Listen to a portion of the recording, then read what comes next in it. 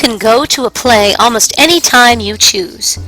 Hundreds of plays are performed almost every night of the week all across the United States. Your opportunities to see a play would have been very limited, however, had you lived in Greece around 400 to 500 BC. In ancient Greece, plays were performed only a few times a year at religious festivals honoring Dionysus, the Greek god of wine and fertility. The festivals were held to honor Dionysus in the hope that he would bless the Greeks with many children, rich land, and abundant crops. An important part of the festival was the dramatic contest. At first there were contests for drama only, but later contests for comedy were added. The first such contest is thought to have taken place in 534 BC. The winner was Thespis, from whom we derive the term thespian, which is still used today to refer to an actor. Other famous winners of the contests were Sophocles, Aeschylus, and Euripides for drama, and Aristophanes for comedy. Of the hundreds of plays written by these famous Greek playwrights, only 40-some remain today. Among those plays, Oedipus the King by Sophocles is considered one of the finest dramas, and Lysistrata by Aristophanes is perhaps the best-known Greek comedy.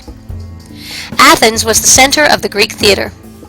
The most important festival of the year was the great, or city, Dionysia, which was held in late March to the beginning of April in the Theater of Dionysus. This open-air theater was built much like today's large football or baseball stadiums. Since each play was performed only once, the theaters had to be large enough to hold thousands of people. Historians believe that as many as 14,000 to 17,000 people might have attended each production. So that all the audience could see, the theater was built into a hillside. The performance took place on the ground level, a circular floor called the orchestra, and the audience extended all the way to the top of the hill. Some historians believe that the audiences were made up exclusively of boys and men. Other experts believe that women and even slaves might have attended. Since there was no electricity for lighting, sound, or special effects, the plays began early in the morning and lasted until the sun began to set. Imagine the excitement in the air as people prepared to spend an entire day at the theater.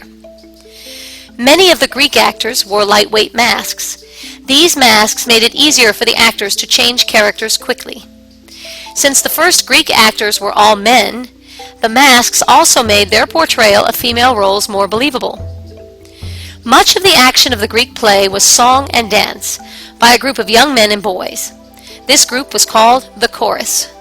Thespis is credited by most historians as being the first playwright, and perhaps the first person to have stepped out from the chorus to recite the first solo lines, and thereby become the first actor. The type and style of theater performed in the United States today can be traced all the way back to these ancient Greek plays given in honor of Dionysus. What better indication of the importance of Greek influence than the fact that such key words as theater, drama, tragedy, and comedy all originated with the Greeks?